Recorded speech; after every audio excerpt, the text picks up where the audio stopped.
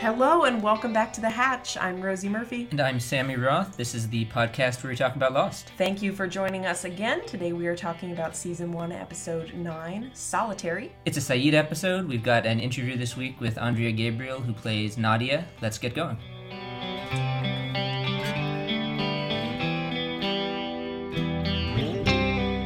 So, Rosie, what's your hot take? My hot take is not that hot. Oh, good. I've got a really hot one. Oh, you should go first. I like the golf course. You know, I'm planting my flag. I think the golf course Planting your flag. was Golf course. a good idea. I think Hurley was right to do it, and I think its effects were borne out, or the effect that he hopes it would have. And I thought it was a fun plot line. I think it was a little bit, not controversial, but I think a lot of people thought it was kind of stupid, but I appreciated it. No, I would agree with you, actually. You're right. Clearly was needed. Kind of crazy that no one else thought about how they needed to... Jack never thought about, the mental health of the group, right? He was so focused on the physical health. My hot take is about Michael. Michael sucks in this episode. And that is my hot take. No, I mean, just be specific about how and why Michael sucks. I mean, I get it. I mean, I guess we don't really know this yet, but, we know because he wasn't really Walt's dad, and he, wasn't part of Walt's life and doesn't know how to be a father or anything. But the moment when Walt comes up to him on the golf course... Yeah. And first he seems like he's going to maybe stick the landing a little bit, like, hey, Walt, you should play, and Walt's kind of on the fence, and then it's Michael's turn, and rather than being like, Walt, go for it, Michael's like... He says, I'll play with you later. Yeah, I'll be back. How shitty is that? Michael, I'm not a dad, but yeah, I think Michael bombs. My gosh, it was so easy to know what to do in that situation. Anyway, we've got a hot take from a listener. You remember a couple of weeks ago during White Rabbit, we talked about how we were confused as to why Jack was smashing up his dad's coffin, and we've got a listener who has some thoughts on why he might have done that.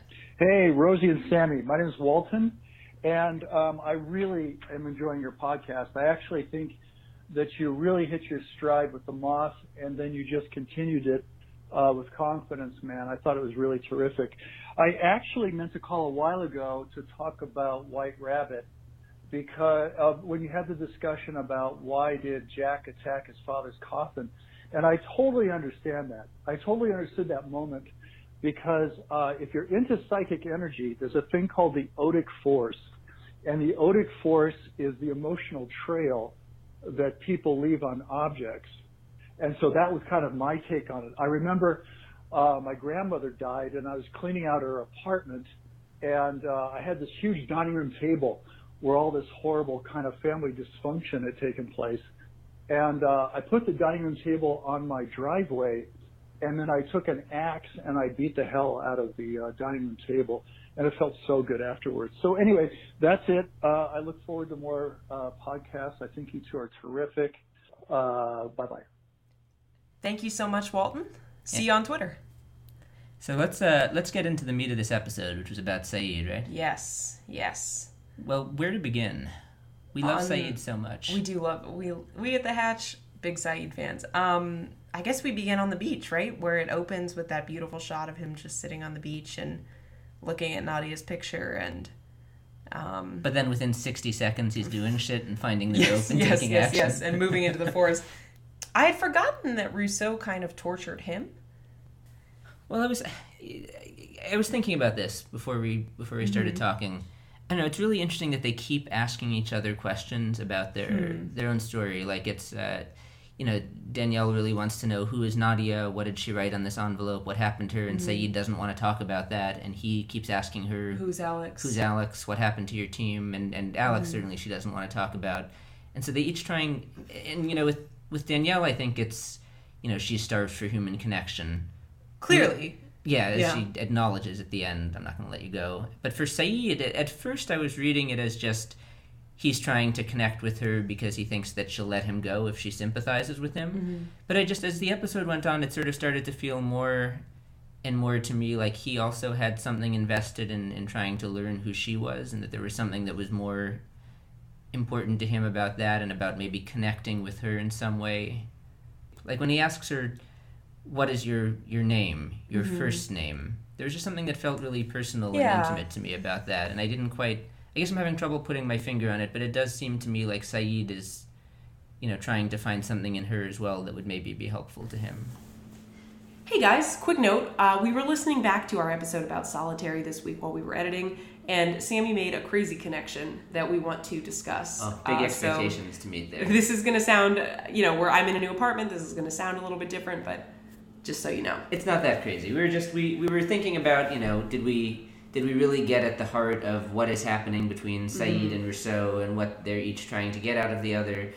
And it occurred to me that there's a pretty straightforward parallel between the interactions between Nadia and Sayid in the flashbacks and Sayid and Danielle in the present, where, in the flashbacks, Sayid is the torturer and he is trying to extract information from her, but really what ends up happening is that she helps him see something in himself that he didn't know was there, that she, is friendly to him and she, wants to talk about their past and their history and his life, and ultimately gets him to a point where he's realizing, like, wait, this torturing thing that I'm doing is terrible and I don't want to be any part of it.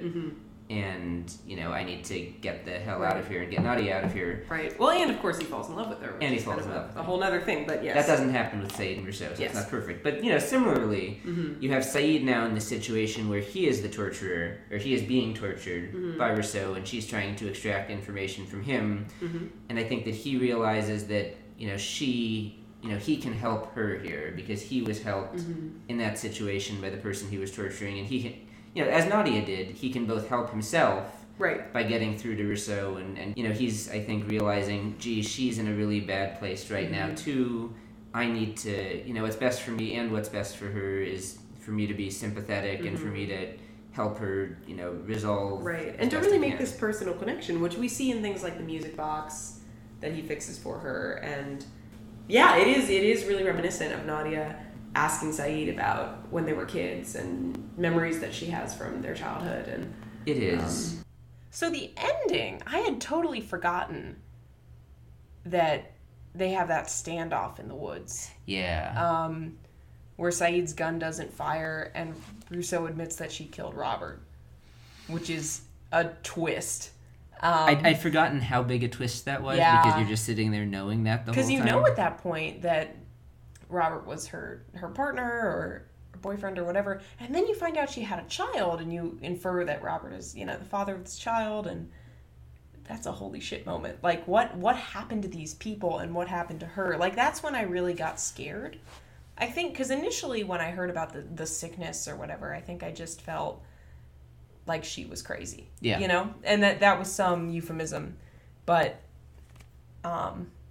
it drove her to kill them, and she admits that she killed all of them. Yeah. And that makes her a totally different person.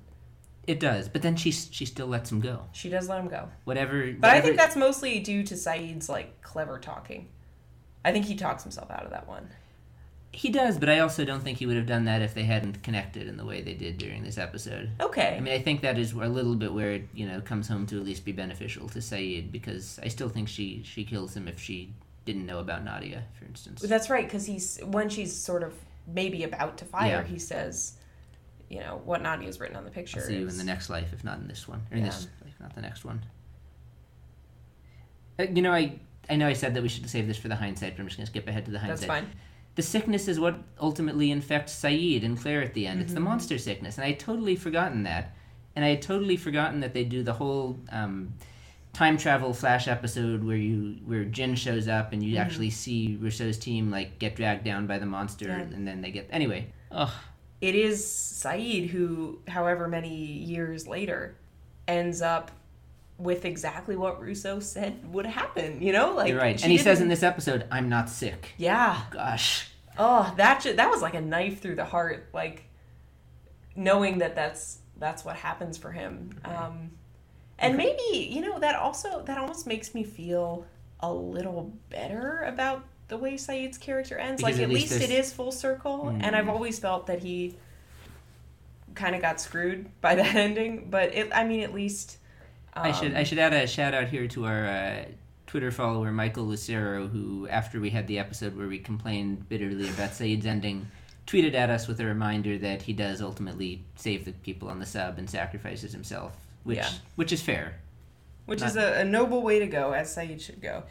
So we have a special guest on this podcast. Rosie, would you like to introduce him? Yes, friend of the podcast, Nicholas DeZamorosi, is here to watch his first episode of Lost tonight in many years, and never watched the whole series, but offered some good thoughts on Rousseau, and I think we've all wondered for a long time what the creators were getting at with Rousseau and Locke and these like very obvious philosopher names.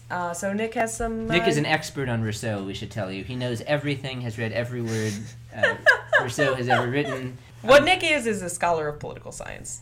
No, so Nick is not... Hold on, let us turn the microphone toward you. Nick is not an expert in Rousseau or political philosophy, but someone who, I don't know, was vaguely dabbled in this, and I'm sure that, Wikipedia will point out many things that I said that are wrong. But I guess in terms of thinking about the relation, at least one possible relationship between Rousseau, the character we see in the episode, and Rousseau, the philosopher, is thinking about how they understand society and the different views of society we get. And I think the thing that most struck me when I saw this episode was there's pretty clearly three different possible societies that the show's writers are presenting to us. There's the society we see in Sayid's past in Iraq, sort of this grim world of secret prisons and torture, and then there's this also equally grim, but in a different way, individual society that we see in character Rousseau's sort of underground hidey hole, where she's been spending the last 16 years. And then the third view of society we get is sort of the survivors of the plane crash, the 48 of them that are sort of all stranded and marooned on this island. And so Rousseau the philosopher was definitely pretty against society. He really thought that... Society in, like, writ large? So he was specifically thinking of Paris, the Paris of his time. It was messy, it was polluted, it was full of people who backstabbed you and were obsessed with the latest fashions and trends and so on and so forth. And he really thought it just stunted you as a person emotionally and developmentally. Like, it did not allow you to be your truest self. So his solution is he was saying to go into the wild well before the go into the wild guy. Rousseau said, like, remove yourself from society, leave Paris, and literally go out into the woods all by yourself. Like Rousseau in this episode. Which is, interestingly, exactly. Yeah. Right? So this is getting to the second view of society, which is, all by yourself in nature, and, like a tropical island would be the perfect sort of place. You were saying later in life Rousseau started to evolve from that. So people actually started calling out Rousseau, like, while he was still alive, philosopher Rousseau, and saying, like, I don't know about this go out into the woods all by myself sort of thing. And instead, so by the end of his life, he's come to this sort of third view of society, which is not the terrible, awful Paris, and not just being on your own fishing, for the rest of eternity, but find a small handful of like-minded people and form basically a commune, sort of live in nature, but you're working together, you're working the fields, and you've got other people around you. So, a mix of, not too much of the big city, but not just completely on your own. And then you put an anal retentive doctor in charge, right? Well, yes. So he says, like, the community needs to be anchored around a general will, this set of principles that everyone has to abide by. And there's a... live together, die alone. I'm not sure what that's a reference continue. The listeners will understand that. Okay. So the general will, so, like, you come up with it by consulting everyone. But once it has been established, everyone has to toe the line. Like, if you then, if once people have said this is the general will and you try to go against it, the best case scenario is you get exiled. The worst case scenario is you get, executed? Possibly. And there's two people, right, in this episode. I mean, there's Sayid and Sawyer, both of whom arguably, are currently not in keeping with the general will of the commune, of, the happy survivors. And so we're figuring out, how am I going to, relate myself to this general will? So anyways, these three different visions of society, and even though, arguably, no one wants to get stuck on a plane crash and end up on a deserted island, possibly. Arguably. No, but... Rousseau, maybe. If you think that we have anything in common with pre-war Iraqi society, which I would argue we do, then, maybe the island is actually better than that. Maybe... that's actually a better place in terms of achieving your full human potential than just, living in this, corrupt society that we currently live in. Well, that idea that, perhaps that this island is a better place for them to be, to find their true selves than the horrible Parisian society that they were all in before. I mean, that's very clearly borne out again and again throughout the show. I mean, that's kind of the whole point, that it was all people who had shitty lives and problems that they couldn't solve. Not shitty lives, but, they were... Kind of. In a way. And they all sort of come together and find themselves here in this, what you would call commune, perhaps. Absolutely. So. But I guess what I'll be looking forward to in future episodes is how do they resolve the problem of the general will, right? So when the group wants to do one thing and you're the only person saying, I don't think this is the right way for us to go, do you abide by that consensus if it was democratically established, or do you suffer ostracization or worse? Well, that's some wonderful foreshadowing for season 3? What are you thinking of? When do the Jack and John societies? Oh gosh, season 4. That's not till season 4? That's not till season 4. Good Lord. Okay. So, Nick, thank you very much. You're going to have to come back for future episodes. No, this has been great. Yeah, Thanks when so we much get for to start having me. exploring Locke a little more. Yeah, well, I'll have to brush up on my Locke as well because, goodness. But, yeah, Locke, private property, that's all I know. So we'll see if that's a big deal or not.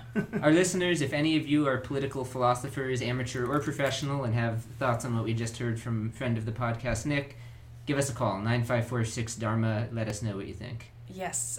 With that, I think we should segue into our interview segment. Sammy talked with Andrea Gabriel. Who, did I say that right? Yes, you did. Andrea Gabriel. She told me her name is Andrea, like mitochondria. Oh, cool. That's a good way to do it.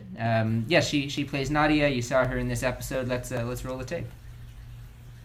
Andrea, thanks very much for talking to us. Thanks for having me. So let's start at the beginning. How did you come to be cast on Lost? I just got an audition from my agent. It was that simple. Yeah, I just got called, and it was for the next day. And then I went home, looked at the script, and just spent a lot of time on it that night, and then went in the next day. And then, I just went in. Everybody was in the room. I think Damon was in the room, and David Fury was in the room, and of course April Webster, awesome casting director, was in the room. Just a lot of people were in the room, and it was like, okay, I guess we're doing this. And what did you? Oh, go ahead. Oh no! That's pretty much the end of the story. And then the next day, I think later that day, I got a call just saying, like, try not to go anywhere. They're not casting you, but just don't leave the country or anything. And then later the next day, so like the whole business day came and left, and I was like, all right, well, whatever. That's too bad. And then at like 8 o'clock that night, I got a call from my agent. So I actually hadn't even seen the show. And then they did they rebroadcast the pilot that weekend. And so I watched it, and I was like, wow, this is a good show. And then they showed I think I saw Whatever the Case May Be, and then I saw Walkabout. And it was like after Walkabout, I was like, damn, this is a good show. Okay. What did you make of this character Nadia when you read that script? Because it's a very I feel like it's a very complicated character. She was very straightforward to me. The role was just, it was very, it made a lot of sense. It was very kind of intuitively authentic. So I felt I felt good with it. I felt good going in the room. Well, what made sense to you about the character, or what was intuitive about it? About her? Just she believed in, I like to still do present tense. She believes in what she believes in. And, just is willing to stand for that. And it's frustrating when people can't see another point of view. But, she's not going to alter herself or get angry about it. It's more like, if we can't see eye to eye on that, I'm not going to change where I am. Maybe you'll meet me where I'm at, but if not, it's like, it's just a kind of headstrong, but also having come to it from kind of a place of honesty. So that spoke to me a lot about her, and really able to, give up anything that she had for her ideals and what she believes is possible. It's a universal sort of struggle, for someone to stand up for their beliefs, and in the face of social discord. I mean, hello. A lot of it is never ending, so.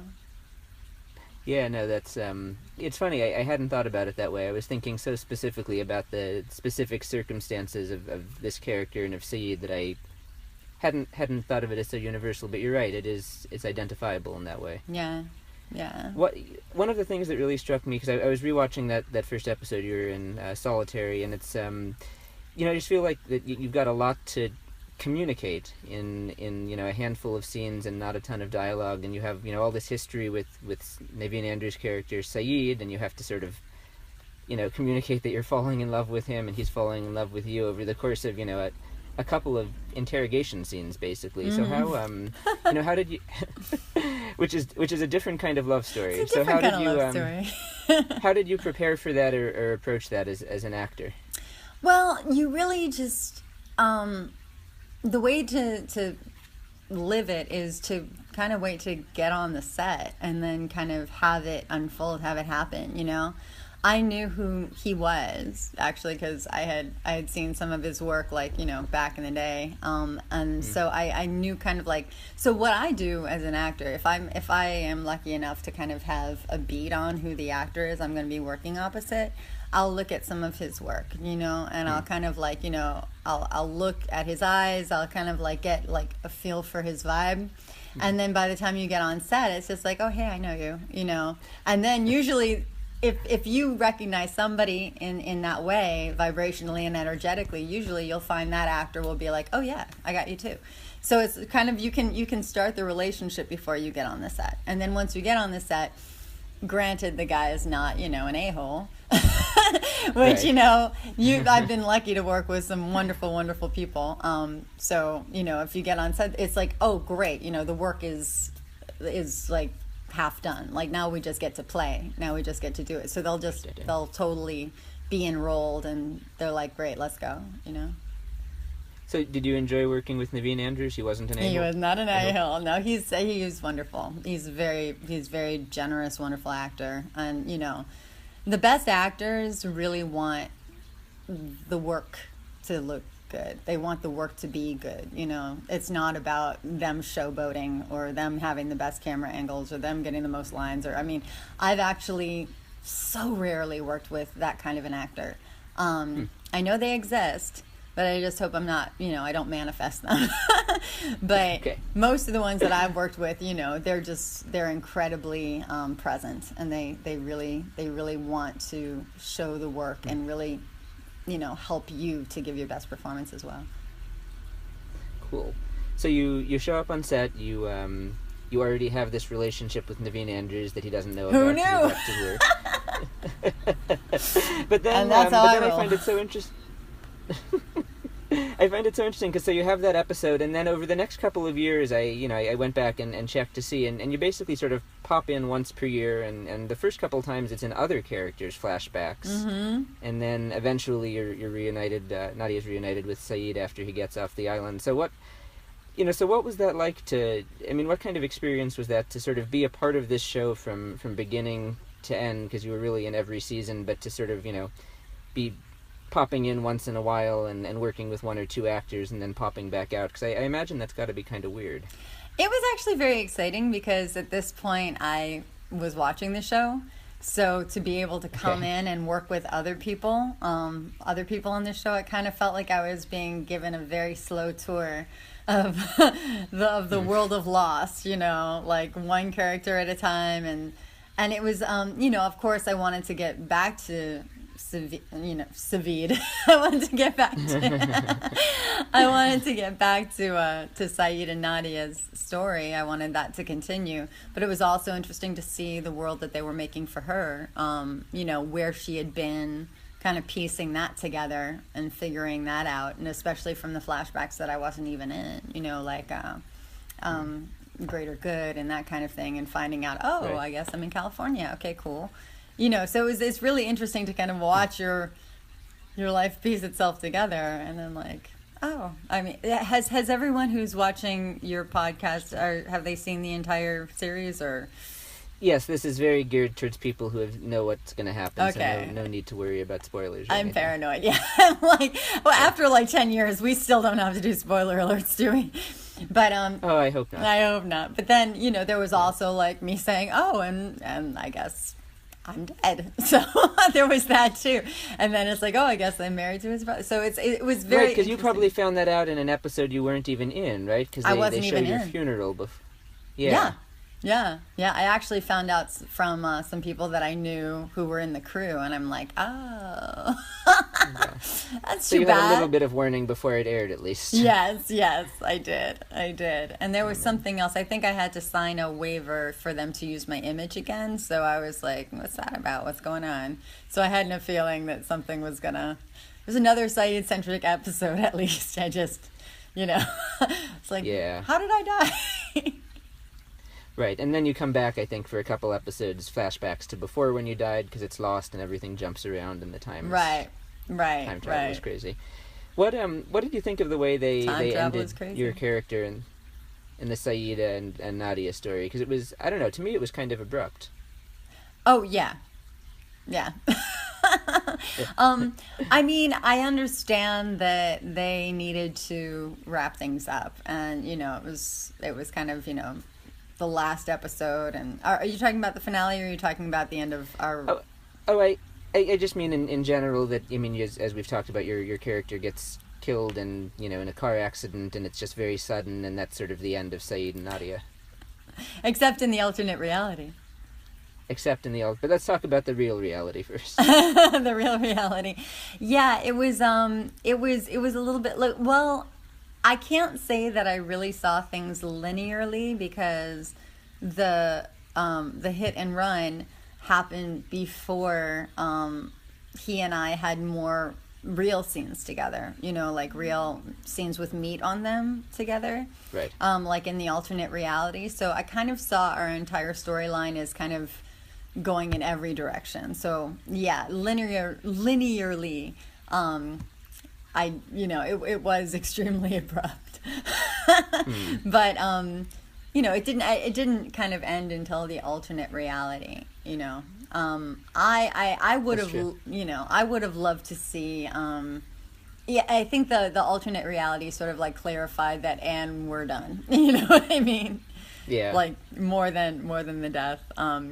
But I would have, I would have loved to see them have more together. But my God, there were 50 people they had to wrap things up with. There were, and they did a pretty good job of jamming everyone in somehow. Somehow, yeah.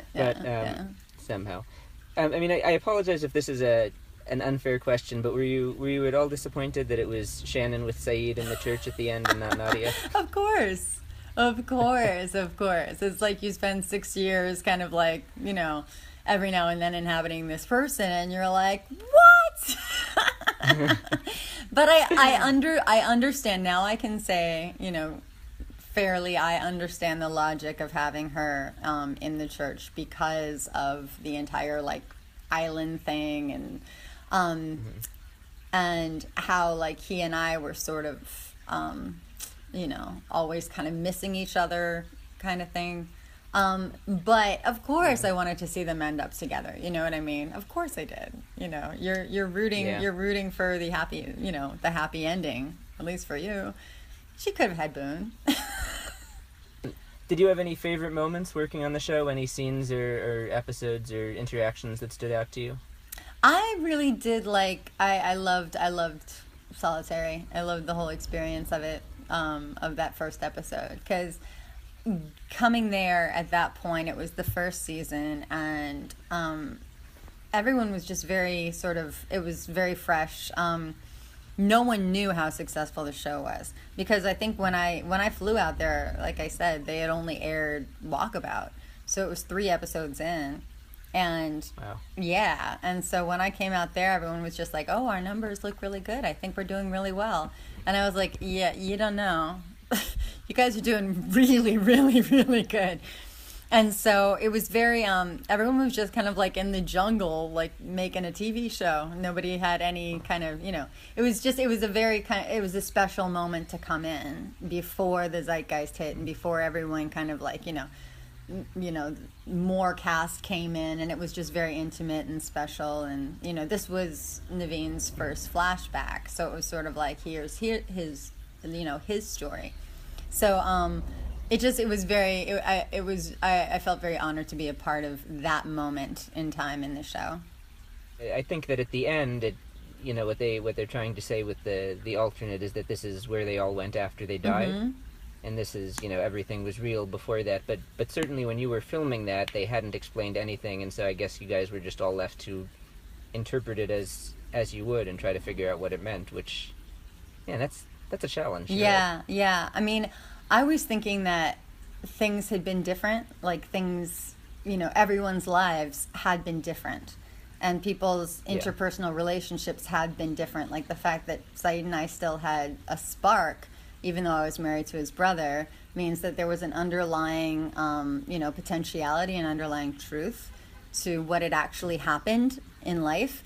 But the way things were playing themselves out in that dimension, we had never actually gotten together. Like we had just, had this sort of unsaid, pull towards each other for no apparent reason. But the apparent reason was reality. Last thing, what have you been working on recently? Me? I am. Yes. Got some things in the pipeline. I will be the first to to expose when it's time. That's the thing about this business. When you've been working on stuff, and sometimes things aren't released for a year or two or more, or never. So I've learned to just play things very close to my vest, and then it's like, oh, guess what? It's it's airing in 5 months from now. I've been working at, like, there was an independent film I was working on, and a pilot I was working on, and all these things, they're still in the works, but it just takes a hot minute. So the best way to, Sure. just follow me on social media, and I promise I will keep everyone posted. Okay, great. What is your social media? So where can people follow you? On Twitter, I'm A Gabriel Tweet. So Gabriel Tweet. And then on Facebook, it's just Andrea Gabriel. That easy. If you want to go on my, I'm very accessible through my website. If you want to drop me an email or you have any questions, it's andreagabriel.info. So. Okay. Yeah. Well, Andrea Gabriel, she played Nadia Jassim on Lost, or maybe I should say plays, because the character, as you said, is still alive and still with us. Thanks very much for talking to us, Andrea. We really appreciate it. Thanks for having me. So that's it for this week.